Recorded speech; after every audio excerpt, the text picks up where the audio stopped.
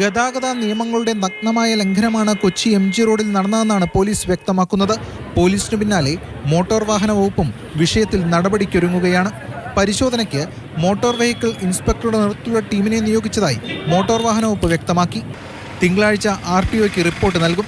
പോലീസിന്റെ FIR ശേഖരിച്ച ശേഷം തുടർ നടപടിയുണ്ടാകും. വാഹനമോടിച്ചിരുന്നത് സിനിമയുമായി ബന്ധപ്പെട്ട് പ്രവർത്തിച്ചിരുന്നയാളാണെന്ന് പോലീസ് വ്യക്തമാക്കി. ഇയാളുടെ അറസ്റ്റ് ഉടൻ രേഖപ്പെടുത്തും. മനുഷ്യജീവന് ഹാനികരമാകും വിധം അശ്രദ്ധമായി വാഹനമോടിച്ച് അപകടമുണ്ടാക്കിയെന്നാണ് FIR. മോട്ടോർ വാഹന വകുപ്പ് ഡ്രൈവറുടെ ലൈസൻസും സസ്പെൻഡ് ചെയ്യും. ചേസിംഗ് ഷൂട്ട് ചെയ്യുന്നതിനായി അമിത വേഗത്തിലോടിച്ച KL 35K 7475 എന്ന നമ്പറിലുള്ള കാർ ചിത്രീകരണത്തിൽ ഉൾപ്പെട്ട മറ്റൊരു കാറിലിടിച്ച് മറിയുകയായിരുന്നു. ഇതിനിടെ ഡെലിവറി ബോയിയെയും വാഹനം തട്ടിയിരുന്നു.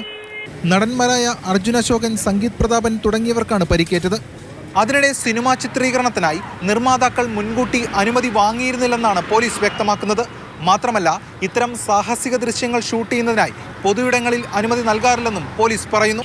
റേസിംഗ് ട്രാക്കിലോ സ്റ്റുഡിയോകളിൽ സെറ്റിട്ടോ ഷൂട്ട് ചെയ്യേണ്ടവ ഇത്തരത്തിൽ ചിത്രീകരിച്ചത് അംഗീകരിക്കാനാവില്ലെന്നും അവർ പറയുന്നു. ഇതോടെ ബ്രോമൻസിന്റെ അണിയറ പ്രവർത്തകർക്കെതിരെയും നടപടി വന്നേക്കും. ചിത്രത്തിന്റെ നിർമ്മാതാവ് ആഷിഖ് ഉസ്മാൻ, ഡയറക്ടർ അരുൺ എന്നിവരിൽ നിന്ന് മൊഴിയെടുക്കും.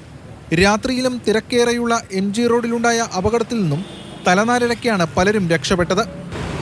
യശ് രാഗിൻ, മാതൃഭൂമി ന്യൂസ്, കൊച്ചി.